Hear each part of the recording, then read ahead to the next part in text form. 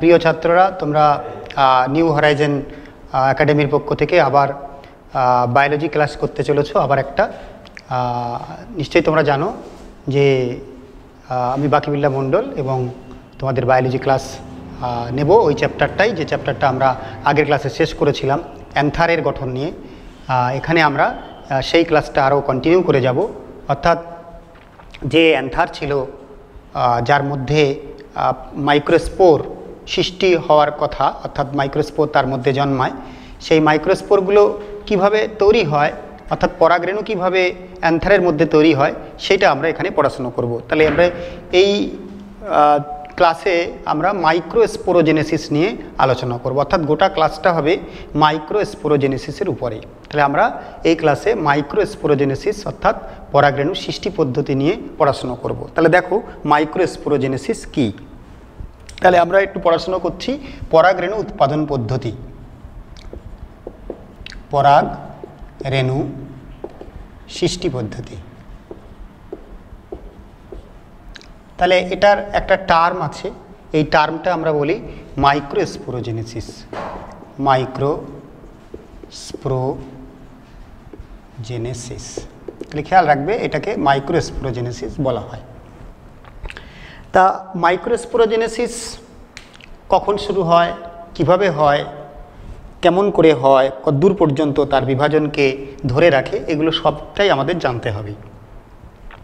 দেখো আমরা একেবারে গোড়া থেকেই শুরু করি। যখন একটা পুষ্প মুকুল হয়,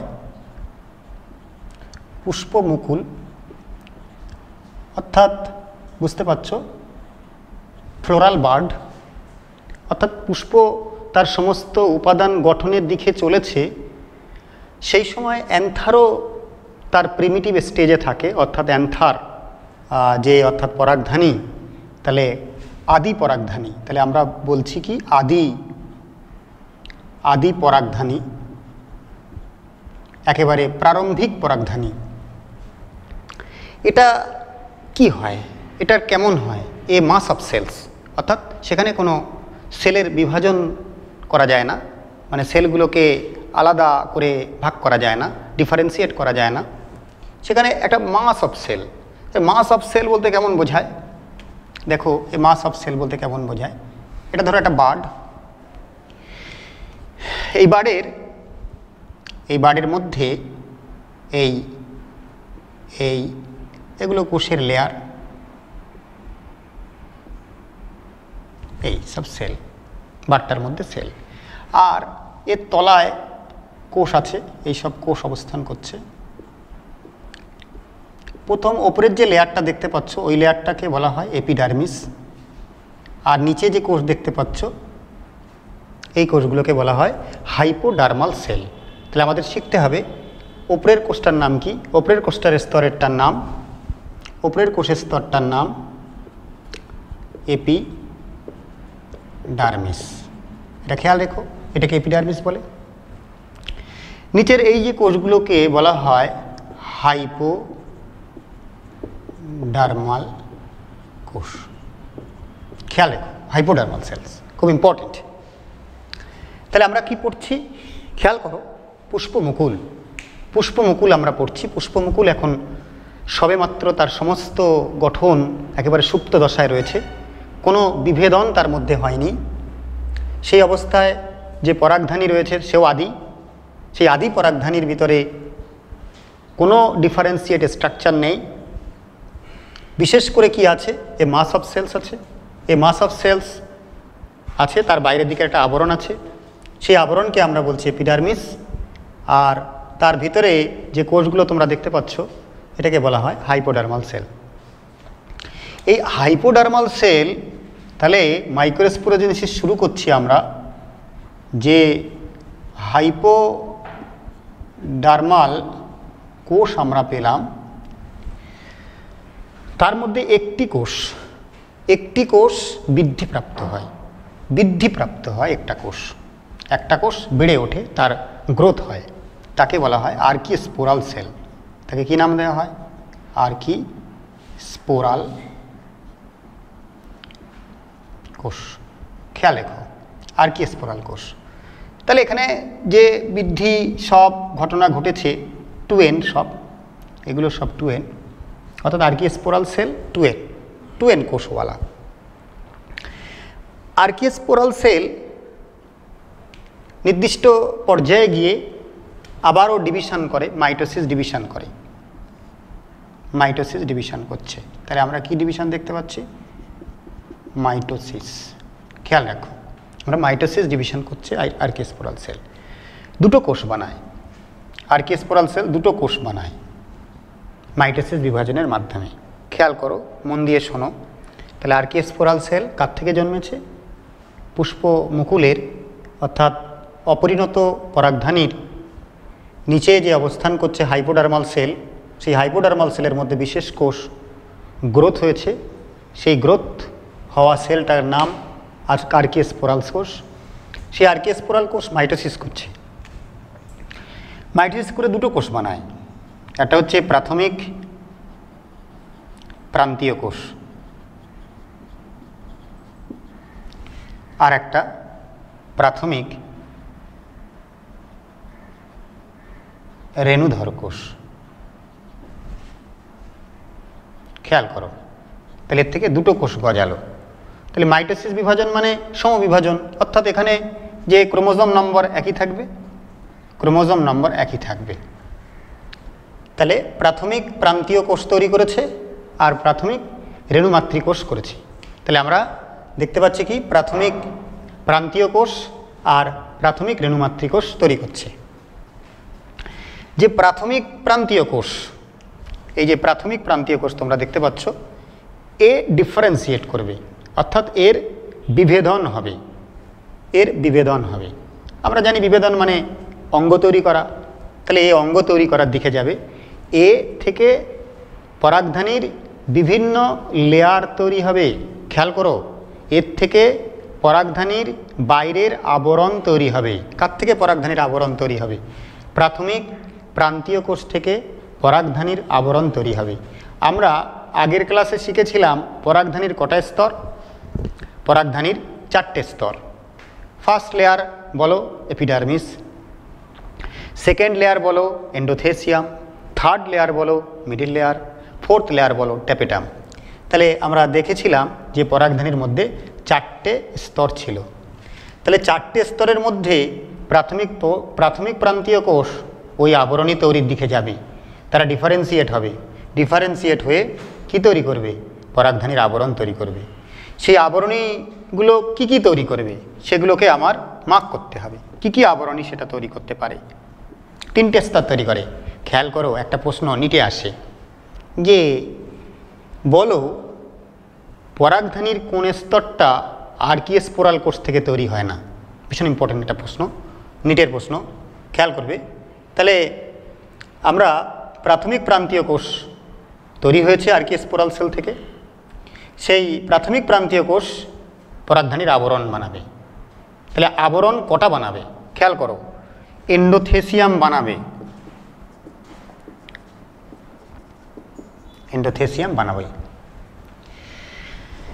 মিডিল লেয়ার বানাবে, মিডিল লেয়ার তৈরি করবে, ট্যাপেটাম তৈরি করবে।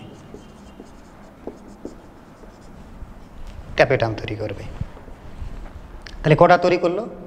1, 2, 3টে। আমরা আবরণী কটা বলেছিলাম? 4টে। তাহলে কোনটা তৈরি করলো না? এপিডার্মিস। খেয়াল করবে, এ প্রশ্ন ইম্পর্টেন্ট প্রশ্ন বললাম একটা। তাহলে আর্কিওস্পোরাল কোষ থেকে পরাগধানীর কোন স্তরটি তৈরি হয় না বলো? তাহলে তোমাদের বলতে হবে এপিডার্মিস তৈরি হয় না। আরগুলো সব কিন্তু প্রাথমিক প্রান্তীয় কোষ অর্থাৎ আর্কিওস্পোরাল সেল থেকে তৈরি হয়। তাহলে প্রাথমিক প্রান্তীয় কোষ ডেভেলপমেন্টের মাধ্যমে পরাগধানীর এই স্তরগুলো বানিয়েছে, মিডিল লেয়ার বানিয়েছে, ট্যাপেটাম বানিয়েছে। গেল। এবার দেখো প্রাথমিক যে রেণুধর কোষ যেটা তৈরি হয়েছে, প্রাথমিক রেণুধর কোষ একটা তৈরি হয়েছে। তাহলে এই কোষটা ক্রমান্বয়ে মাইটোসিস বিভাজন করবে, মাইটোসিস বিভাজন করছে। তাহলে কি তৈরি করবে? একটা রেণুধর কলা তৈরি করবে। ভালো করে খেয়াল করো, রেণুধর কলা কোথায় ছিল স্মরণ করো। রেণুধর কলা কোথায় ছিল? আমরা কি করেছিলাম? এই এই এরম করেছিলাম, পরাগধানী করেছিলাম। পরাগধানীর মধ্যে কি ছিল? এই এই এই এই এর মধ্যে কি ছিল? রেণুধর কলা। তাহলে রেণুধর কলা কার থেকে জন্মায়? প্রাথমিক রেণু মাতৃকোষ বা প্রাথমিক রেণুধর কোষ, তার থেকে রেণুধর কলা অরিজিন হয়। শোনো, দেখো রেণুধর কলা যখন তারা থাকে, মনে করো রেণুধর কলা এই এই এই এটা রেণুধর কলা। প্রত্যেকটা রেণুধর কলার ভিতরে কিন্তু কানেকশান ছিল, কানেকশান আছে। যে কানেকশান দিয়ে এরা একটার সাথে আরেকটা যুক্ত আছে, তার নাম কি? এটার সঙ্গে এটা যুক্ত আছে, এটার সাথে এটা যুক্ত আছে, এটার সাথে এটার সাথে এটার সাথে, এটাকে বলা হয় প্লাজমোডেজমাটা। প্লাজমোডেজমাটা খেয়াল করবে। তাহলে দুটো রেণুধর কলা কানেকশান থাকে। রেণুধর কলার মধ্যে এখন অপরিণত, এরা কানেকশান রেখে দিয়েছে। যা দিয়ে তারা কানেকশানটা রেখে দেয় তার নাম কি? প্লাজমোডেজমাটা।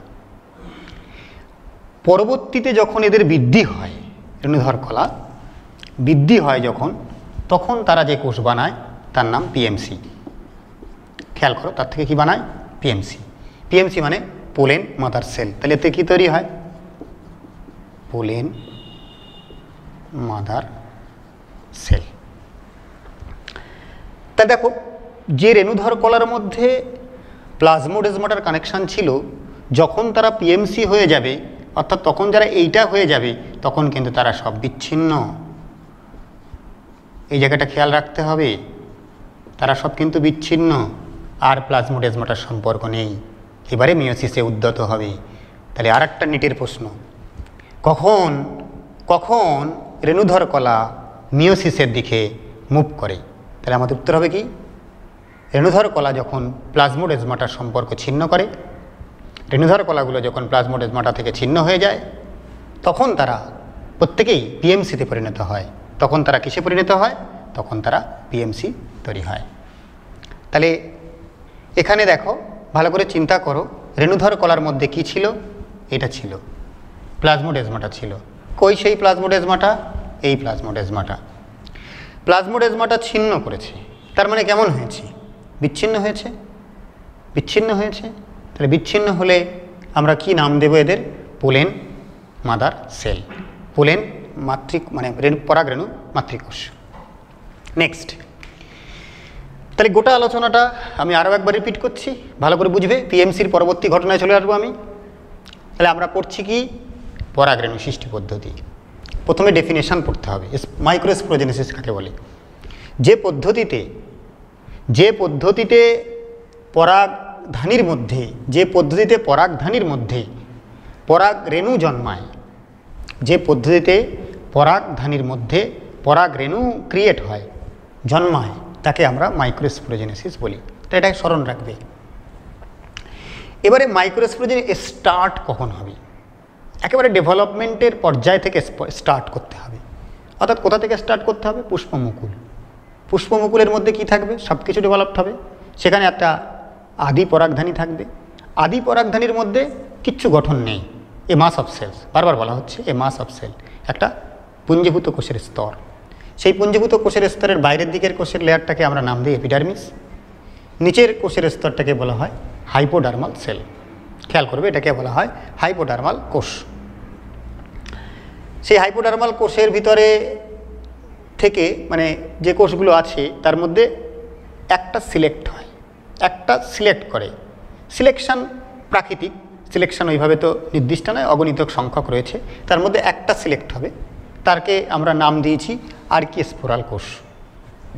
আর্কিস্পোরাল কোষ মাইটোসিস করছে, এর মধ্যে একটাকে আমরা আর্কিস্পোরাল ধরে নিই। এইটা ধরো আর্কিস্পোরাল, এই আর্কিস্পোরাল, এইটা হচ্ছে আর্কিস্পোরাল। তাহলে এই আর্কিস্পোরাল কোষটা মাইটোসিস করবে। কি করবে? দুটো কোষ তৈরি করবে, একটা হচ্ছে প্রাথমিক প্রান্তীয় কোষ, একটা প্রাথমিক রেণুধর কোষ। প্রাথমিক প্রান্তীয় কোষ থেকে বিভেদ শুরু হয়ে যাবে। আমরা জানি স্টেম সেল অর্থাৎ অপরিণত কোষ, অবিভেদিত কোষ, তারা বিভেদন করে, তারা গঠন করে অন্যান্য উপাদানসমূহ। তাহলে এরা এই প্রাথমিক প্রান্তীয় কোষের বিভেদন হচ্ছে, বিভেদনের মাধ্যমে স্তর তৈরি করছে। একটা বাদ দিয়ে পরাগধানীর একটা স্তর আর্কিওস্পোরাল কোষ থেকে জন্মায় না, সেটা আমরা আগে আলোচনা করেছি যে endothecium, middle layer and tapetum all are origin from কোথা থেকে? প্রাথমিক প্রান্তীয় কোষ থেকে। দেখো এবারে রেণুধর কোষ, যেটা প্রাথমিক রেণুধর কোষ, সে ক্রমান্বয়ে মাইটোসিস করে চলেছে। করার ফলে কি তৈরি করছে? দেখো এই যে পরাগথলি, এই পরাগথলি, এর মধ্যে তারা একটা টিস্যু তৈরি করছে। ভালো করে চিন্তা করে, এটা একটা টিস্যু তৈরি করেছে। এই টিস্যুটাকে বলা হয় রেণুধর কলা। এটা মনে রাখবে, স্পোরোজেনিয়াস টিস্যু। খেয়াল করবে, স্পোরোজেনিয়াস টিস্যু যখন তারা ছিল, তাদের মধ্যে একটা সম্পর্ক ছিল, অর্থাৎ তাদের মধ্যে যোগাযোগ ছিল কমিউনিকেট করার। কি দিয়ে তারা কমিউনিকেট করত? একটা বিশেষ ছিদ্রপথ দিয়ে কমিউনিকেট করত। সেই ছিদ্রপথের নাম কি? প্লাজমোডেসমাটা।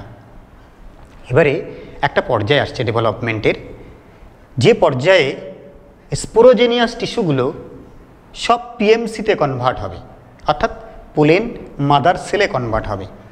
তাই পোলেন মাদার সেল তখনই কনভার্ট হবে যখন এই প্লাজমোডেসমাটাগুলো বিচ্ছিন্ন হবে। তাহলে স্পোরোজেনিয়াস টিস্যু প্লাজমোডেসমাটা ছিন্ন করে তার একটা বিশেষ কোষে পরিণত হয়। তার নাম কি? তার নাম পিএমসি। সেই পিএমসিকে আমরা কি নাম দেই? Pollen mother sell. তাহলে আমরা এবারে পোলেন মাদার সেল যে কিভাবে পরাগরেণু তৈরি করবে, মাইক্রোস্পোর তৈরি করবে, সেইটা আমরা পড়াশোনা করব। দেখো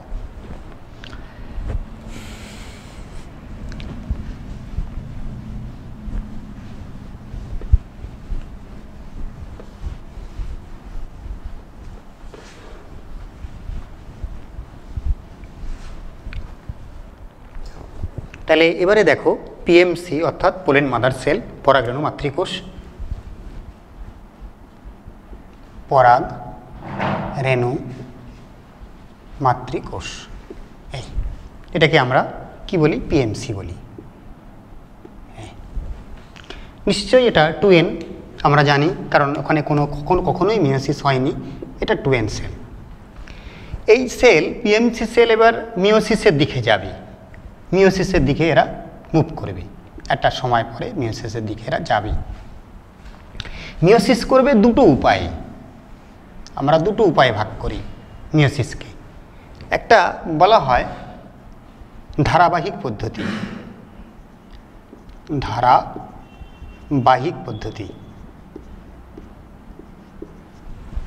আর একটা যুগপথ পদ্ধতি। তাহলে এই দুটো ভাগ করা হয়। তাহলে ধারাবাহিক অর্থাৎ মিওসিসের যে নিয়ম, সেই নিয়মেই তারা ভাঙতে শুরু করবে। আমি এখানে পিএমসিটাকে দেখাচ্ছি, ইট ইজ দি পিএমসি। এই তার নিউক্লিয়াস দেখে নাও ভালো করে, পিএমসি এটা। এখানেও একটা পিএমসি করব, পরে করছি ওটা। এখানেও থাক একটা পিএমসি, এটা পিএমসি। তাহলে এবারে পিএমসি ধারাবাহিক পদ্ধতিতে মিওসিস করবে। তাহলে মিওসিসের নিয়ম কেমন ছিল? মিওসিস 1 আমরা জানি, দুটো ডিভিশন হয় মিওসিসের, 4টি কোষ উৎপন্ন হয়। তাহলে মিওসিস, ফার্স্ট মিওসিস হচ্ছে। তাহলে এখানে দুটো কোষ তৈরি হবে, একটা আর একটা, দুটো কোষ তৈরি হলো। নেক্সট আবার মিওসিস 2 হবে, এর থেকে দুটো করে, এই। তাহলে অল আর মাইক্রোস্পোর, প্রত্যেকে কি বলা হয়? প্রত্যেককে বলা হয় মাইক্রোস্পোর, মানে পরাগরেণু। খেয়াল রাখতে হবে এখানে কিন্তু 4টে কোষকে আমি বিচ্ছিন্ন করে দেখিয়েছি। অ্যাকচুয়ালি এখানে এরামটি হয় না, 4টে কোষ কিন্তু এরাম বিচ্ছিন্ন অবস্থায় থাকে না। তারা কি করে থাকে? এক জায়গায় থাকে, একটা মোড়কের ভিতরে থাকে তারা চারটে। এই চারটে কোষ যেটা তৈরি হয়েছে, তারা চারটে কোষ একটা বিশেষ মোড়কের মধ্যে অবস্থান করে। এই মোড়কের মধ্যে অবস্থান করে। অর্থাৎ আমরা দেখলাম যে পিএমসি মিওসিস করছে, তাহলে মিওসিস করার জন্য কি লাগবে? মিওসিস 1 লাগবে। সেক্ষেত্রে দুটো হ্যাপ্লয়েড সেল তৈরি করবে, এই ফার্স্ট ডিভিশনের দ্বারা হ্যাপ্লয়েড সেল। সেকেন্ড মিওসিস করছে M2, সেক্ষেত্রেও মোট উৎপাদিত কোষের সংখ্যা 4টি। তাহলে এই 4টে কোষ যেটা তৈরি হয়েছে, যাদেরকে আমরা পরাগরেণু বলছি, তারা কিন্তু একটা আবরণের মধ্যে পরিবেষ্টিত থাকে। খেয়াল করবে, একটা আবরণের মধ্যে পরিবেষ্টিত থাকবে। এই আবরণ সহ এই 4টে পোলেন গ্রেনকে আমরা একত্রে একটা বিশেষ নাম দিই পোলেন টেট্রাড। পোলেন, খেয়াল করবে এটাকে কি বলা হয়? পোলেন টেট্রাড বলা হয়। কাকে পোলেন টেট্রাড বলে? এই যে 4টে একসাথে পরাগরেণুরা রয়েছে, এই 4টে পরাগরেণুকে আমরা মাইক্রোস্পোর বলতে পারি। 4টে পরাগরেণুকে আরও একটা ভাষায় বলা হয় মাইক্রোস্পোর। তাহলে মাইক্রোস্পোর কাদের বলা হয়? এই 4টে পরাগরেণুকে একত্রে মাইক্রোস্পোর বলা হয়। আর এরা একটা বিশেষ আবরণের মধ্যে মোড়া থাকে। এই আবরণটারও কিন্তু একটা নাম আছে, এটাকে বলা হয় ক্যালোজ। খেয়াল করবে তাকে ক্যালোজ বলে। তাহলে এই আবরণটারকে নাম দেওয়া হয় কি? ক্যালোজ। তাহলে এই হচ্ছে ধারাবাহিক পদ্ধতিতে পরাগরেণু সৃষ্টি পদ্ধতি বা মাইক্রোস্পোরোজেনেসিসের পদ্ধতি। এবারে দেখো যুগপথ, সেক্ষেত্রে কেমন হবে? সেক্ষেত্রে পিএমসি দেখো ক্যারিওকাইনেসিস করবে। ভালো করে খেয়াল করবে, আমরা জানি ক্যারিওকাইনেসিস কাকে বলে। নিউক্লিয়াসটা বিভাজনকে ক্যারিওকাইনেসিস বলে। তারপর যখন সাইটোপ্লাজমটা ভেঙে যায় তাকে আমরা সাইটোকাইনেসিস বলি। তাহলে এই কোষে ফার্স্ট মিওসিস হচ্ছে, মিওসিস 1 হলো। সেক্ষেত্রে কোষ বিভাজন হলো না, কোষের মধ্যে নিউক্লিয়াস বেড়ে গেল। কটা নিউক্লিয়াস? দুটো নিউক্লিয়াস, নিউক্লিয়াস দুটো। তারপরে সেকেন্ড আর একবার মিওসিস হলো। তাহলে কটা নিউক্লিয়াস? 4টে নিউক্লিয়াস। নেক্সট তারপরে কি? তারপরে সাইটোকাইনেসিস দিয়ে আলাদা করে দাও, সাইটোকাইনেসিস দিয়ে আলাদা করে দাও। দেখো আবার সেই পোলেন টেট্রাড, আবার সেই পোলেন টেট্রাড হয়ে গেল। অর্থাৎ 4টে পরাগরেণু হলো, 1, 2, 3, 4টে। এটাকে আমরা পোলেন টেট্রাড বলি। তাহলে বলো, এখানেও কিন্তু হ্যাপ্লয়েড সেল তৈরি হয়েছে, অর্থাৎ এই প্রত্যেকটা সেলই কিন্তু N ক্রোমোজোম বিশিষ্ট। তাহলে গোটা ঘটনাটা আমরা যে দেখলাম মাইক্রোস্পোরোজেনেসিস। তাহলে প্রথমে আমরা সংজ্ঞা করেছিলাম মাইক্রোস্পোরোজেনেসিস কাকে বলে। সেখানে কি ছিল? ভালো করে চিন্তা করো, যে পদ্ধতিতে পরাগধানীর মধ্যে যে পরাগথলি ছিল, সেই পরাগথলির মধ্যে পরাগরেণু সৃষ্টি হওয়ার যে পদ্ধতি আছে বা মাইক্রোস্পোর সৃষ্টি হওয়ার যে পদ্ধতি আছে, সেটাকে আমরা মাইক্রোস্পোরোজেনেসিস বলি। নেক্সট আমাদের ছিল যে পদ্ধতিটা কিভাবে হচ্ছে, মাইক্রোস্পোরোজেনেসিস। তাহলে গোটা মাইক্রোস্পোরোজেনেসিস হওয়ার জন্য আমাদের একেবারে পুষ্পমুকুল থেকে আরম্ভ করতে হবে। একেবারে পুষ্পমুকুল। পুষ্পমুকুলের মধ্যে কি একটা মুকুল কাকে বলা হয়? মুকুল হচ্ছে বার্ড। তাহলে এই বার্ডের ভিতরে সব কিছুই অপরিণত, পরাগধানী অপরিণত, সব কিছুই অপরিণত। তাহলে এই অপরিণত পরাগধানীর মধ্যে কি ছিল? পরাগধানীর মধ্যে একটা মাস অফ সেল ছিল, একটা সেলের দলা ছিল, একটা সেলের বার্ড ছিল। সেই বার্ডের উপরের দিকে একটা লেয়ার ছিল, তাকে আমরা কি নাম দিয়েছিলাম? মনে করবে এপিডার্মিস। তার নিচে কি কোষের লেয়ার ছিল? হাইপোডার্মাল সেল। হাইপোডার্মাল সেলের মধ্যে একটা কোষ আমরা দেখেছিলাম, একটি কোষ সে কি করছিল? আলাদা হয়ে যাচ্ছিল। একটি কোষ পাশের কোষের থেকে আলাদা হয়ে যাচ্ছিল, তাকে আমরা বিশেষ নামকরণ করেছিলাম আর্কিস্পোরিয়াল সেল। নেক্সট কি হলো? আর্কিস্পোরিয়াল সেল মাইটোসিস বিভাজনে উদ্যত হয়েছে। মাইটোসিস বিভাজনের দ্বারা আর্কিস্পোরিয়াল সেল দুটো কোষে পরিণত হয়েছিল। তাকে আমরা নাম দিয়েছিলাম কি বলো? প্রাথমিক রেণুধর কোষ আর প্রাথমিক প্রান্তীয় কোষ। প্রাথমিক প্রান্তীয় কোষ কী করছিল? প্রাথমিক প্রান্তীয় কোষ গোটা পরাগধানীর আবরণ বানাচ্ছিল, এক্সেপ্ট কোনটা? এক্সেপ্ট এপিডার্মিসটা। এপিডার্মিস বাদ দিয়ে বাদবাকি সব আবরণই কিন্তু আমরা প্রাথমিক প্রান্তীয় কোষ থেকে পেয়েছিলাম। নেক্সট আমরা কি পেয়েছিলাম?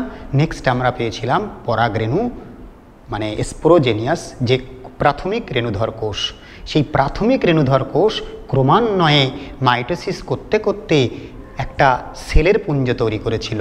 সেই সেলের পুঞ্জ পরস্পরের সঙ্গে ইন্টারকানেকশান ছিল। তাকে আমরা নাম দিয়েছিলাম কি? স্পোরোজেনিয়াস টিস্যু। সেই স্পোরোজেনিয়াস টিস্যু কি হয়েছিল? স্পোরোজেনিয়াস টিস্যুগুলো পিএমসি বানিয়েছিল। কি সংযোগ বিচ্ছিন্ন করে? প্লাজমোডেজমাটার সংযোগ বিচ্ছিন্ন করে। প্রত্যেকটা পিএমসি এবারে তারা এই বিভাজনে উদ্যত হয়েছে।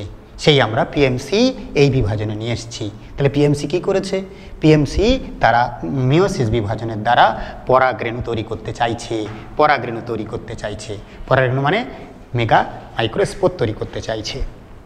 তাহলে পরাগরেণু সৃষ্টি পদ্ধতিতে পিএমসি কী করছে? পিএমসি দুভাবে যাচ্ছে মিওসিসে। একভাবে যাচ্ছে, ধারাবাহিকে যেতে পারে, আবার কখনো কখনো যুগপথে যেতে পারে। তাহলে ধারাবাহিক পদ্ধতি কী হবে? পিএমসি মিওসিস 1 করবে, সেখানে দুটো কোষ তৈরি হবে। পিএমসি আবার নেক্সট M2তে যাবে, তারা আবার মোট 4টে কোষ তৈরি করবে, অল আর হ্যাপ্লয়েড। বাট ভালো করে খেয়াল রাখতে হবে, প্রত্যেকটা মাইক্রোস্পোরগুলো কিন্তু বিচ্ছিন্ন নয়। পরাগধানীর মধ্যে তারা যখন থাকে তারা কিন্তু কেউ বিচ্ছিন্ন নয়, তারা একটা সেট করে থাকে, তারা একটা দল করে থাকে। ওই দল একটা বিশেষ আবরণের মধ্যে মোড়া থাকে। সেই আবরণটার নাম কি? ক্যালোজ। ক্যালোজের আবরণে মোড়া। তাহলে ক্যালোজের আবরণে মোড়া এই 4টে পরাগরেণু বা মাইক্রোস্পোরকে একত্রে কি বলা হয়? একত্রে বলা হয় পোলেন টেট্রাড। তাহলে আমরা এটাকে কি বললাম? ধারাবাহিক পদ্ধতি, যেখানে ক্যারিওকাইনেসিস এবং সাইটোকাইনেসিস তালে তালে হয়েছে। প্রথমে ক্যারিওকাইনেসিস হয়েছে, তার সাথে সাথেই সাইটোকাইনেসিস চলেছে। কিন্তু যুগপথে কি হচ্ছে? পিএমসি আন্ডারগো দি মিওসিস ডিভিশন। সেখানে কিন্তু পুরোপুরি কমপ্লিট ডিভিশন হচ্ছে না। সেখানে কি করছে? খালি নিউক্লিয়াসটাকে ভেঙে নিয়েছে। দেখো, দুটো নিউক্লিয়াসে পরিণত হয়েছে। তারপরে সেই দুটো নিউক্লিয়াস আবার কটা নিউক্লিয়াসে বানিয়ে নিয়েছে? 4টে। তারপরে সাইটোকাইনেসিস করেছে। অর্থাৎ সাইটোকাইনেসিস করছে কখন? একেবারে শেষে গিয়ে। তাহলে এই হচ্ছে তোমার মাইক্রোস্পোরোজেনেসিস পদ্ধতি। তাহলে গোটা মাইক্রোস্পোরোজেনেসিস পদ্ধতিতে আমরা যে ঘটনাটা জানলাম সেটা কি? গোটা ঘটনাটা আমরা জানলাম মাইক্রোস্পোরোজেনেসিসের মাধ্যমে কিন্তু মাইক্রোস্পোর তৈরি হবে। আর সেই মাইক্রোস্পোর পরবর্তীতে পুংলিঙ্গধর উদ্ভিদ সৃষ্টি করবে, অর্থাৎ মেল গ্যামেট তৈরি হবে। আমাদের যে সপুষ্পক উদ্ভিদের যৌন জননের সবচেয়ে প্রাথমিক কথা ছিল গ্যামেট তৈরি করা, অর্থাৎ আমরা গ্যামেট তৈরি করার দিকে যাচ্ছি, এটা কিন্তু মনে রাখতে হবে।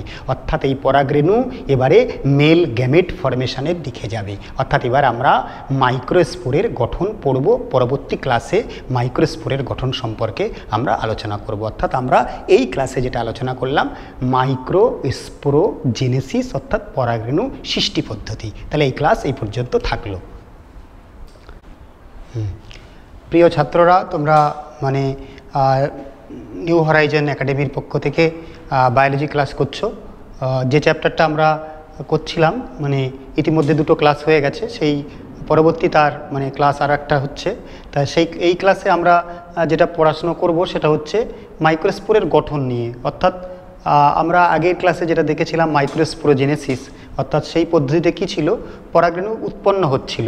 এবারে আমরা সেই যে পরাগরেণুগুলো উৎপাদিত হয়েছে তারা এবার কিন্তু বাইরে বেরিয়ে পড়বে এবং বাইরে বেরিয়ে পড়ার পরে তারা পরাগরেণুর মধ্যে মেল গ্যামেটো ফরমেশন করবে।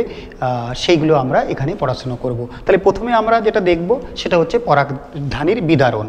অর্থাৎ পরাগধানী কেমন ছিল, গঠনটা আমাদের সবার দেখা আছে। পরাগধানী কেমন ছিল? অর্থাৎ পরাগধানী ছিল এরকম একটা গঠনের,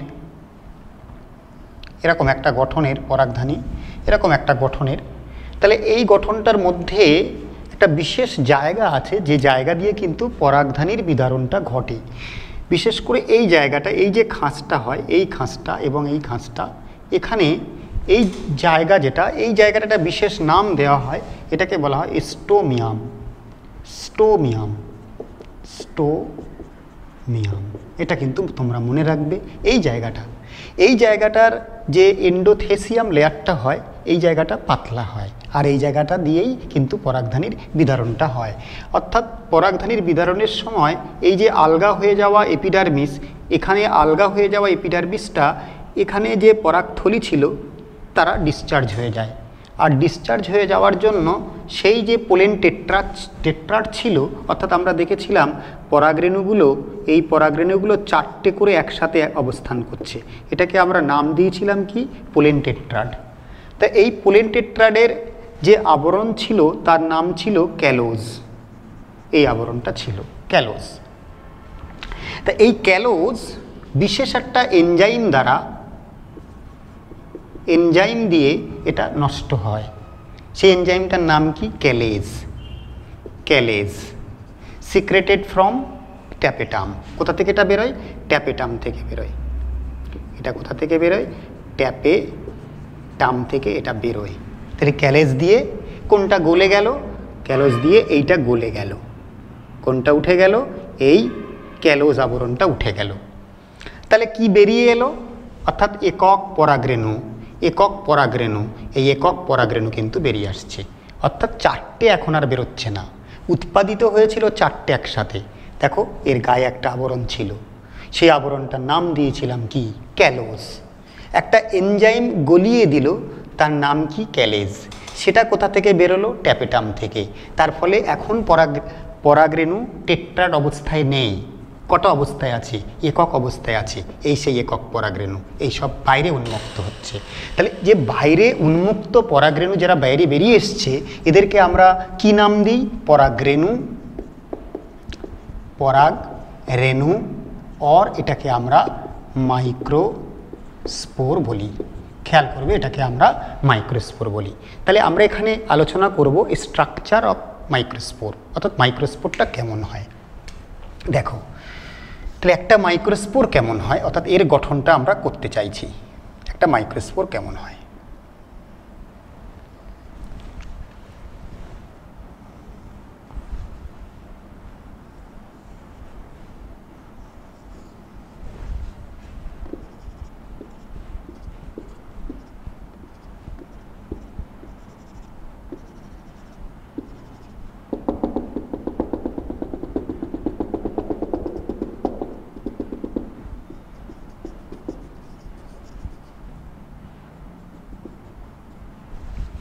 দেখো একটা মাইক্রোস্পোর তার যে স্ট্রাকচার হয়,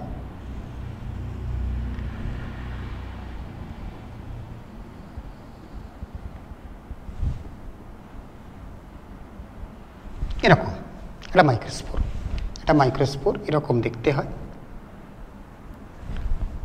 এরকম একটা মাইক্রোস্পোর হয়।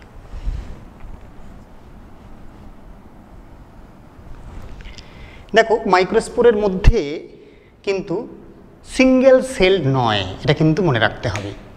প্রত্যেকটা মাইক্রোস্পোর অর্থাৎ পরাগরেণু কখনোই সিঙ্গেল সেলড নয়, টু সেলড কন্ডিশন, অর্থাৎ দুটি কোষ। তাহলে আমরা বলবো পরাগরেণু কটি কোষ নিয়ে যখন বাইরে বেরিয়ে আসে, অর্থাৎ যখন পোলেন টেট্রাডের মধ্যে তারা যখন ছিল তখন কিন্তু তার মধ্যে এই গঠনটা ছিল না। যখন ও বাইরে বেরিয়ে এসছে তার গঠন চেঞ্জ করে নিয়েছে। অর্থাৎ এখানে আমরা দুটো কোষ দেখতে পাচ্ছি, এদিকে ওপরে একটা কোষ, নিচে একটা কোষ। এই কোষটার একটা নাম আছে, এই কোষটাকে বলা হয় অঙ্গজ কোষ। এটার নাম হচ্ছে অঙ্গজ কোষ, আর এটাকে বলা হয় জনন কোষ। ভালো করে খেয়াল করবে। অর্থাৎ একটা পরাগরেণু কটা সেলড? দুটো সেল। কি কোষ? তার মধ্যে দুটো কোষ আছে, একটাকে বলা হয় অঙ্গজ কোষ, একটাকে বলা হয় জনন কোষ। অঙ্গজ কোষটা অনেকটা বড় সাইজের হয়, দেখে নাও অঙ্গজ কোষটা অনেকটা বড় সাইজের, তাহলে অঙ্গজ কোষটা হয় বড়। জনন কোষ যেটা হয় সেটা অনেকটা আকারে ছোট। তাহলে আমরা দেখতে পেলাম কি? দেখলাম একটা পরাগরেণুর মধ্যে কটা সেল অবস্থায় থাকে? দুটো সেল অবস্থায় থাকে। 70% উদ্ভিদ টু সেলড পরাগরেণু হয়, মানে দুটো কোষযুক্ত অবস্থায় থাকে। তাহলে মনে রেখো, কখনো কখনো তিনটে সেলেও কোনো পরাগরেণুর মধ্যে হতে পারে। তাহলে আমরা জেনারেল যেটা সেটাই আমরা পড়াশোনা করব। 70% এমন প্লান্ট হয় তাদের যখন পরাগরেণুগুলো বাইরে বেরিয়ে আসে তখন কিন্তু তার মধ্যে দুটো করে সেল থাকে। তা দুটো সেলের নাম আমরা কিন্তু করলাম, একটাকে বলা হয় অঙ্গজ কোষ, একটাকে বলা হয় জনন কোষ। নেক্সট চলে এসো। একটা পরাগরেণুকে আমরা কখনোই খালি চোখে দেখতে পাবো না। দ্বিতীয়ত আমরা একটা পরাগরেণুকে কখনোই খালি চোখে দেখতে পাবো না। এর ব্যাস কত হয়? 10 মাইক্রোমিটার থেকে 17 মাইক্রোমিটার। এটা কিন্তু মনে রাখতে হবে। এর ব্যাস হয় কত? 10 মাইক্রোমিটার থেকে 17 মাইক্রোমিটার ব্যাস হয়। তাহলে এটাকে আমরা কখনো খালি চোখে দেখতে পাবো না, আমাদের দেখতে গেলে মাইক্রোস্কোপ দিয়ে দেখতে হবে। নেক্সট, জনন কোষ যেটা, তার মধ্যে ঘন সাইটোপ্লাজম বর্তমান এবং নিউক্লিয়াসটা অনেকটা ছোট লম্বাটে প্রকৃতির। দেখো, ঘন সাইটোপ্লাজম বর্তমান এবং কি আছে? নিউক্লিয়াসটা লম্বাটে প্রকৃতির। এই নিউক্লিয়াস আছে, হ্যাপ্লয়েড নিউক্লিয়াস আছে। এটা জনন কোষ। এর মধ্যে ঘন সাইটোপ্লাজম এবং লম্বাটে ধরনের নিউক্লিয়াস। দুটো কোষকে আলাদা করে রাখার জন্য মাঝখান দিয়ে একটা লেয়ার চলে গেছে, ইট ইজ ক্যালোজ।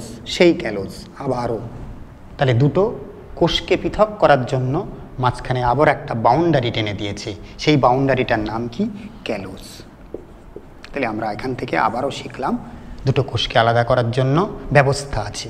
নেক্সট চলো, যে অঙ্গজ কোষ তুমি দেখতে পাচ্ছ এর মধ্যে নিউক্লিয়াসটা অনেক বড় এবং এর মধ্যে সঞ্চিত খাবার বর্তমান। এগুলো সব সঞ্চিত খাবার, এগুলো সব সঞ্চিত খাবার।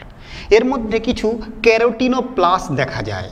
ক্যারোটিনোপ্লাস্ট অর্থাৎ রঙিন প্লাস্টিড যাকে বলা হয়, এর মধ্যে কিছু রঙিন প্লাস্টিড দেখা যায় এবং কিছু তৈলবিন্দুও ফ্যাট জাতীয় গ্রানিউলস এর মধ্যে জমে থাকতে দেখা যায়, যেটা প্রোটেকশানে অংশগ্রহণ করে। অর্থাৎ সূর্যের যে তাপ, সেই তাপটাকে প্রশমন করার জন্য এর মধ্যে কিছু তৈলবিন্দুও রেখে দেয়। এবং এটা, এই যে প্লাস্টিডের কথা বললাম আমি, এটাকে বলা হয় ক্রোমোপ্লাস্টিড, অর্থাৎ রঙিন প্লাস্টিডকে আমরা নাম দিই ক্রোমোপ্লাস্ট। তাহলে আমরা অঙ্গজ কোষ এবং জনন কোষের মধ্যে একটা ডিফারেন্স খুঁজে পাচ্ছি। বলো ডিফারেন্সটা কোথায়? ডিফারেন্স এটা, অঙ্গজ কোষের নিউক্লিয়াসের সাইজ বড় হবে, অঙ্গজ কোষের মধ্যে সঞ্চিত খাবার থাকবে, অঙ্গজ কোষের মধ্যে ক্রোমোপ্লাস্টিড থাকবে। জনন কোষের মধ্যেও সব কিছু নেই, কোনো সঞ্চিত খাবার নেই। নিউক্লিয়াসটা অ্যাক্টিভ, লম্বাটে আর ঘন সাইটোপ্লাজমের রসে ভরা। এই হচ্ছে পার্থক্য। এবারে আমরা কোষের সম্পর্কে আলোচনা করলাম, এবারে আমরা আবরণী সম্পর্কে আলোচনা করব। দেখো, পরাগরেণুর আবরণী সম্পর্কে আলোচনা করব।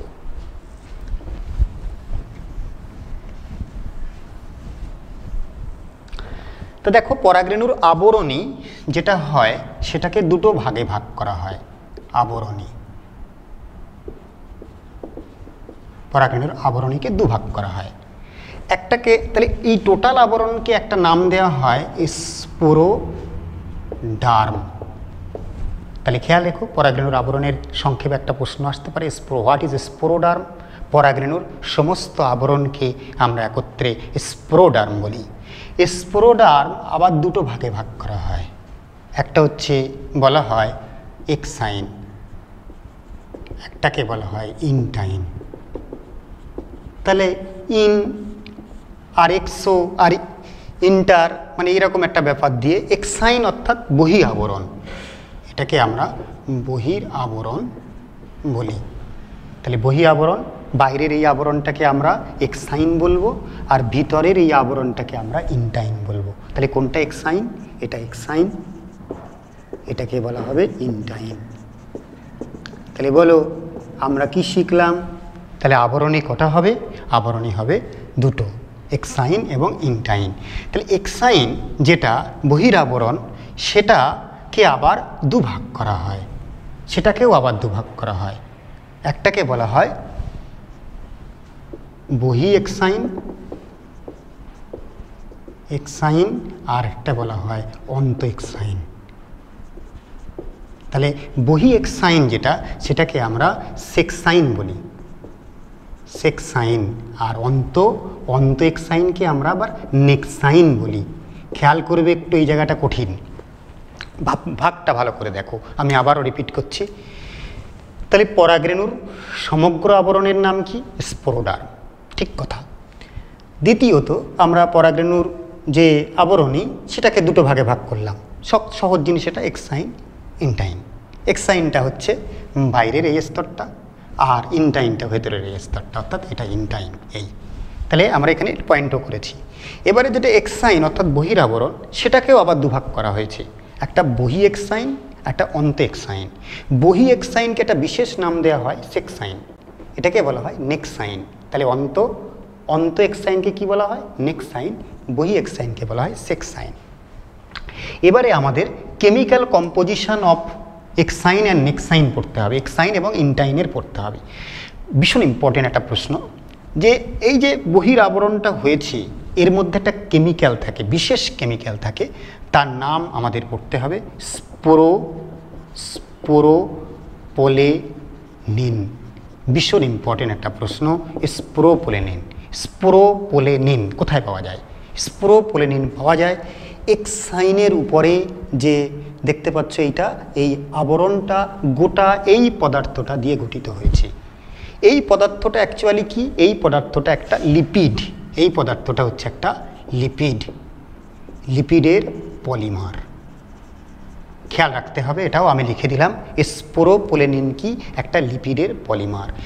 এই যে যৌগ সবচেয়ে hardest compound in the living world, মানে লিভিং ওয়ার্ল্ডের মধ্যে সবচেয়ে কঠিনতম পদার্থের নাম যদি পরীক্ষায় আসে, তাহলে তোমাকে স্পোরোপোলেনিন করতে হবে।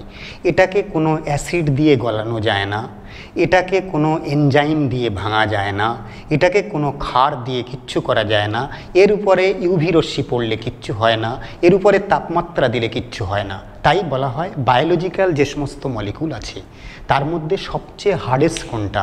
সেটা হচ্ছে পরাগরেণুর বাইরের আবরণী অর্থাৎ স্পোরোপোলেনিন। এই আবরণটা খুব ভালো করে স্মরণ রাখতে হবে। আরেকটা প্রশ্ন এখান থেকে, এই যে স্পোরোপোলেনিন বানায় কে? তাহলে স্পোরোপোলেনিনটা তৈরি হয় কোথা থেকে? স্পোরোপোলেনিন তৈরি হয়, আমরা কিন্তু শিখেছি আগে যে ট্যাপেটাম পড়ানো হয়েছে, অর্থাৎ সেই পরাগধানীর কথা চিন্তা করো। পরাগধানীর মধ্যে আমরা কি পড়েছিলাম? পোলেন স্যাক অর্থাৎ পরাগথলি। সেই পরাগথলির গায়ে একটা আবরণী ছিল, তার নাম ছিল ট্যাপেটাম। সেই ট্যাপেটামকে আমি কি বলেছিলাম? Nurse sell. পরাগরেণুর যা আছে সব কিন্তু ওই নার্স তৈরি করে দিয়েছে। তাহলে এই যে স্পোরোপোলেনিনটা কে দিয়েছে পরাগরেণুর গায়ে? পরাগরেণুর গায়ে দিয়েছে ট্যাপেটাম। খেয়াল রাখতে হবে। তাহলে এটা কোথা থেকে তৈরি হয়? Synthesis from tapetum. তাহলে এটা কার থেকে তৈরি হয়? তৈরি হয় কার থেকে? এটা তৈরি হয় কার থেকে? ট্যাপেটাম থেকে। তাহলে আমরা যদি বলি তৈরি হয় কার থেকে? ট্যাপেটাম থেকে। এটা তৈরি হয় কার থেকে? তাহলে স্পোরোপোলেনিন আমরা শিখছি, অর্থাৎ স্পোরোপোলেনিন কোথায় থাকে এটাকে আবারও জেনে নাও। স্পোরোপোলেনিন থাকে এক্সাইনের উপরে, এক্সাইনের মধ্যে। এক্সাইনের মধ্যে স্পোরোপোলেনিন থাকে, খুব ভালো করে মনে রাখবে। নেক্সট আমরা এবারে ইনটাইনে চলে আসি। ইনটাইনটা নরম, ইনটাইনটা নরম হয় ভেতরের স্তরটা। It is intine, it is the intine. দেখো এখানে লেখা আছে এটা ইনটাইন বলা হয়। এই ইনটাইনটা কি?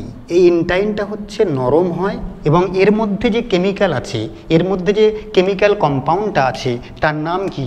পেকটিন এবং সেলুলোজ। খেয়াল রাখতে হবে, এর মধ্যে আছে পেকটিন আর সেলুলোজ। খেয়াল রাখবে। তাহলে কোনটার কার মধ্যে কি আছে ভালো করে শুনে নাও। তাহলে বহিস্থ আবরণের মধ্যে আছে স্পোরোপোলেনিন, আর ভেতরে যে ইনটাইনটা আছে সেটা কি দিয়ে গঠিত হয়েছে? পেকটিন আর সেলুলোজ। তাই এই ওয়ালটার বিশেষ নামকরণ করা হয় পেকটোসেলুলোজিক ওয়াল। তাহলে ইনটাইনের আরও একটা নাম, ইনটাইনকে কি নামে ডাকা হয়? পেকটোসেলুলোজিক ওয়াল। তাহলে কোনটা পেকটোসেলুলোজিক ওয়াল? এইটা হচ্ছে পেকটোসেলুলোজিক ওয়াল দিয়ে নির্মিত হয়। তাহলে আমরা কেমিক্যাল কম্পোজিশনস অফ স্পোরোডার্ম এগুলো জেনে নিলাম। এবারে নেক্সট আর একটা বিশেষ গঠন পরাগরেণুর দেখা যায়। দেখো আমি খাঁজ করেছি, এই দেখো খাঁজ করেছি। এই যে খাঁজ অর্থাৎ পরাগরেণুর বাইরের চারপাশে যে ছোট ছোট গর্ত এলাকা দেখা যায়, এই গর্ত এলাকাকে বলা হয় পরাগরেণুরন্ধ্র। তাহলে আমরা কি বলবো এটাকে? পরাগরেণুরন্ধ্র। পরাগরেণুরন্ধ্র। তাহলে এটা খেয়াল রেখো, পরাগরেণুরন্ধ্র কাকে বলে, অর্থাৎ পরাগরেণুর বাইরের চারপাশে যে ছোট ছোট অবনত জায়গা, এই অবনত জায়গা প্রায় ইনটাইনকে ছুঁয়ে ফেলেছে, এখানে এখানে যে এক্সাইনের স্তরটা অতটা পুরু নয়, এই স্তরটা, এই জায়গাটাকে আমরা নাম দিই পরাগরেণুরন্ধ্র। এখান থেকে কি হয়, এখান থেকে হয় পরাগ নালী বার হয়, খেয়াল রাখতে হবে। এখান থেকে কি হয়, এখান থেকে সয়েলিং হয়। কার সয়েলিং হয়, ইনটাইনের সয়েলিং হয়, এরম ইনটাইনটা বেরিয়ে আসে। অর্থাৎ আমরা যখন পরাগ রেণু থেকে মেল গ্যামেটোফাইট উৎপাদন পড়ব, সেই মেল গ্যামেটোফাইট উৎপাদন পড়ার সময় আমরা দেখব যে পরাগরেণুরন্ধ্র দিয়ে মেল গ্যামেটোফাইটের একটা দেহ বেরিয়ে আসছে, তার নাম কি, পরাগনালী। তাহলে এখান থেকে যে সোয়েলিংটা হয় সেটা কিন্তু পরাগনালী উৎপাদিত হয়। তাহলে আমরা পরাগরেণুর সমগ্র গঠনটা জানলাম। আর একটা বিশেষ গঠন আমাদের পড়তে হবে পরাগরেণুর, সেটা হচ্ছে কিছু কিছু পরাগরেণু হয় তাদের বাইরে এরকম একটা আঠার মতন পদার্থ লাগানো থাকে। কিছু কিছু পরাগরেণু হয় তাদের বাইরের চারিদিকে এরকম একটা আঠার মতন পদার্থ লাগানো থাকে। এই আঠার মতন পদার্থ যেটা লাগানো থাকে এটাকে বলা হয় পোলেন কিট। এটাকে নাম বলতে হবে পোলেন কিট, পোলেন কিট বলা হয়। তাহলে পোলেন কিট কাকে বলে, পোলেন কিট হচ্ছে পরাগরেণুর এক্সাইনের উপর দিয়েও একটা আঠা থাকে, যেটা আঠাটা একেবারে লিপিডের আঠা, সেই লিপিডের আঠাটাকে নাম দেওয়া হয় পোলেন কিট। এই পোলেন কিট ভালো করে খেয়াল করবে, এই পোলেন কিট শুধুমাত্র যারা পতঙ্গ আছে, সেই পতঙ্গরা যখন পরাগরেণুকে স্থানান্তর ঘটায় তাদের গায়ে লেগে যায় পরাগরেণুগুলো। কিসের জন্য লেগে যায়, এই পোলেন কিটের জন্য লেগে যায় তাদের গায়ে, তার ফলে পরাগ মিলনের সুযোগ থাকে। তাহলে আমরা এখান থেকে পরাগরেণুর বাইরের চারপাশে যে আঠা থাকে তার নাম আমরা জানলাম পোলেন কিট। এটা শুধুমাত্র পতঙ্গ পরাগী ফুলের ক্ষেত্রে দেখা যাবে। পতঙ্গ পরাগী ফুলের পরাগরেণু স্থানান্তরের সময় পতঙ্গের ডানায়, পতঙ্গের পায়ে যে লেগে যায় পরাগরেণুগুলো, কিসের জন্য লেগে যায়, এই আঠাটার জন্য লেগে যায়, এটাকে আমরা পোলেন কিট বলবো। আর কয়েকটা শব্দ আমার এখান থেকে পড়তে হবে, তার কয়েকটা শব্দ আমরা এখান থেকে পড়ব। তাহলে আমি একটু মুছছি না, একটু পরে মুছছি। দেখো আমরা এই যে সমগ্র গঠনটা আগে আর একবার রিপিট করে আমি এটা মুছে দিচ্ছি, তোমরা একটু দেখে নাও, সমগ্র গঠনটা আগে দেখে নাও, নাহলে ভুলে যাবে, অনেকটা বড় হয়েছে আলোচনাটা। তাহলে আমরা প্রথমে করেছিলাম পরাগধানীর বিদারণ। তাহলে বিদারণে কি বেরিয়ে এসেছিল, একক পরাগরেণু বেরিয়ে এসেছিল। পুরো জিসটা ভালো করে মন দিয়ে শোনো। তাহলে কি হলো ঘটনাটা, পরাগধানীর বিদারণ হলো, একক পরাগরেণু বেরিয়ে এলো। আমরা একক পরাগরেণুর গঠন করতে চাইছি। একক পরাগরেণুকে যদি আমরা লক্ষ্য করি, তার মধ্যে কি আছে, তার মধ্যে দুটো কোষ আছে, এই একটা কোষ, এই একটা কোষ। তাহলে কোষের নাম বলতে হবে, দুটো কোষ আছে, টু সেল। তাহলে টু সেলের মধ্যে একটার নাম দেওয়া হয় অঙ্গজ, এর ইংলিশ একটা টার্ম আছে, এটাকে বলা হয় ভেজিটেটিভ সেল। আর একটাকে বলা হয় জনন কোষ, যেটার নাম দেওয়া হয় জেনারেটিভ সেল। তাহলে দুটো কোষ আছে, একটাকে বলা হয় ভেজিটেটিভ সেল, একটাকে বলা হয় জেনারেটিভ সেল। তো এটা পড়তে হবে। এবারে চলি আমরা, তাহলে এদের পার্থক্যও আমরা করে নিয়েছিলাম। কি করেছিলাম, অঙ্গজ কোষটা সাইজটা বড় হয়, জনন কোষের সাইজটা ছোট হয়, জনন কোষের মধ্যে কোনো খাবার জমা থাকে না, অঙ্গজ কোষের মধ্যে খাবার জমা থাকে, এগুলো আমরা সব বৈশিষ্ট্য পড়েছিলাম। তারপরে আমরা কি করলাম, তারপরে আমরা করলাম আবরণী। আবরণীর মধ্যে আমরা কি দেখলাম, পরাগরেণুর বাইরের আবরণ দুটো একত্রে আমরা স্পোরোডার্ম বলি। স্পোরোডার্ম এর বাইরের আবরণটাকে বলা হয় এক্সাইন, আর ভিতরের আবরণটাকে বলা হয় ইনটাইন। এক্সাইন যেটা আছে অর্থাৎ বহির আবরণ, সেটাকে আবার দুভাগ করা হয়, বহি এক্সাইন, অন্ত এক্সাইন। বহি এক্সাইনকে আমরা নাম দিই সেক্সাইন, অন্ত এক্সাইনকে আমরা নাম দিই নেক্সাইন। এই যে এক্সাইনটা, এর একটা কেমিক্যাল কম্পাউন্ড আছে, এই কেমিক্যাল কম্পাউন্ডটার নাম কি, স্পোরোপোলেনিন। এটা কি একটা লিপিডের পলিমার কম্পাউন্ড, এটা আমরা জানলাম কি, এটা লিপিডের পলিমার কম্পাউন্ড। এটা আমি আরও একটু কনফার্ম করে দিই, এটা অ্যাকচুয়ালি কি কম্পাউন্ড, এটা হচ্ছে ক্যারোটিনয়েডসের পলিমার। এটা মনে রাখবে, ক্যারোটিনয়েডসের পলিমার, ক্যারোটিনয়েডস এর পলিমার। তাহলে এটা আমরাও আরও একটু কনফার্ম করে নিলাম, পলিমারটা অ্যাকচুয়ালি কি, ক্যারোটিনয়েডসের পলিমার। তাহলে গেল। এবং স্পোরোপোলিনিন সম্পর্কে দারুণ কথা বলা যায়। স্পোরোপোলিনিন পৃথিবীর সবচেয়ে লিভিং মলিকুলদের মধ্যে যে সমস্ত যৌগ বানিয়েছে তার মধ্যে সবচেয়ে হার্ডেস্ট। এটাকে খাদ দিয়ে ভাঙা যায় না, এটাকে তুমি গাঢ় অ্যাসিড দিয়ে ভাঙতে পারবে না, এটা তাপ প্রতিরোধী, এটা উৎসেচকে কিছু হয় না। এমনকি এটাও বলা হয় জীবাশ্মের মধ্যে কোনো পরাগরেণু যদি জীবিত থাকে তাহলে কিন্তু তার অস্তিত্বের জন্য স্পোরোপোলিনিন দায়ী। অর্থাৎ জীবাশ্মের যে প্রচণ্ড চাপেও কিন্তু কিছু হলো না পরাগরেণুর, এটাও কিন্তু আমাদের স্মরণ রাখতে হবে। তাহলে স্পোরোপোলিনিন সম্পর্কে আমাদের অনেক আলোচনা হলো। এরপরে আমরা ইনটাইন নিয়ে যেটা বলছিলাম, অর্থাৎ পরাগরেণুর একেবারে ভিতরের স্তরটাকে নাম দেওয়া হয় ইনটাইন। এই ইনটাইনটা কী দিয়ে গঠিত হয়? পেকটিন এবং সেলুলোজ। এটা কিন্তু মনে রাখতে হবে, এটা পেকটিন এবং সেলুলোজ দিয়ে গঠিত হয়। এটা পাতলা হয় এবং এটা নরম হয়। এই হচ্ছে আবরণী। এরপরে আমরা আরও কয়েকটা বৈশিষ্ট্য পড়লাম, যে পরাগরেণুর গায়ে একটা তেলের মতন পদার্থ লাগানো থাকে, যে তেলকে আমরা নাম দিয়েছিলাম পোলেন কিট। এই পোলেন কিটটা আঠার মতন, শুধুমাত্র পতঙ্গ পরাগী যারা ফুল হয় তাদের পরাগরেণুতে এই আঠাটা লাগানো থাকবে, যে ক্ষেত্রে পতঙ্গরা যখন মানে ফুলে ফুলে পরাগরেণুকে স্থানান্তর করবে এটা কিন্তু ওদের গায়ে, ডানায়, পায়ে লেগে যাবে। এটা গেল। তারপরে কি আমরা পড়লাম? পরাগরেণুর মাঝে মাঝে বিচ্ছেদ বিচ্ছেদ এলাকা আছে, ছোট ছোট গর্ত আছে। এই গর্তটাকে আমরা নাম দিয়েছিলাম কি? এই গর্তটাকে আমরা নাম দিয়েছিলাম পরাগরেণু রন্ধ্র। তাহলে এই হচ্ছে টোটাল পরাগধানীর মধ্যে উৎপাদিত পরাগরেণুর গঠনটা নিয়ে আমরা টোটাল আলোচনাটা রাখলাম। আর একটা দুটো শব্দ আমার এখান থেকে পড়তে হবে, সেটা হচ্ছে প্যালিনোলজি কাকে বলে। What is palynology? তাহলে প্যালিনোলজি কাকে বলে এটা আমাদের পড়তে হবে। প্যালিনোলজি মানে বিজ্ঞানের যে শাখায় আমরা পরাগরেণু নিয়ে আলোচনা করি, পরাগরেণুর গঠন নিয়ে আলোচনা করি, তাকে আমরা প্যালিনোলজি বলি। তাহলে এই শব্দটা আমাদের পড়তে হবে, প্যালিনোলজি কাকে বলে। তাহলে এখানে আমরা এই ক্লাসে তোমার পরাগরেণুর পুরো গঠনটা নিয়ে আলোচনা করলাম। তারপরের ক্লাসে আমরা স্ত্রী স্তবক নিয়ে আলোচনা করব। অর্থাৎ আমাদের গোটা আলোচনাটা কিন্তু mail reproductive system of angiosperm আলোচনা হয়েছে। গোটা জিসটা আমি একবার রিপিট করছি, তাহলে আমরা প্রথম থেকে একেবারে যে আলোচনাটা করে এসেছি, পুরো মেল রিপ্রোডাক্টিভ সিস্টেম, তার কাজ আলোচনা করা হয়েছে, মেল রিপ্রোডাক্টিভ সিস্টেমের সমস্ত গঠন আলোচনা করা হয়েছে। তাহলে আমরা মেল রিপ্রোডাক্টিভ সিস্টেমে যেটা পড়েছিলাম সেটা হচ্ছে পুংস্তবক, অ্যান্ডোসিয়াম। অ্যান্ডোসিয়ামের ইউনিটকে আমরা বলেছিলাম স্টামেন। স্টামেনের মধ্যে গুরুত্বপূর্ণ যে জায়গা তার নাম ছিল অ্যান্থার। অ্যান্থারের মধ্যে যেটা গঠিত হয়েছে তার নাম মাইক্রোস্পোর। আর আমরা মাইক্রোস্পোরের গঠন শেষ করলাম, অর্থাৎ মাইক্রোস্পোর দিয়ে আমাদের গঠন শেষ হয়ে গেছে। Mail reproductive system of angiosperm এটা কিন্তু কমপ্লিট হয়ে গেছে। তাহলে তোমরা এই ক্লাসটা ভালো করে মন দিয়ে দেখবে। এই ক্লাস শেষ হলো।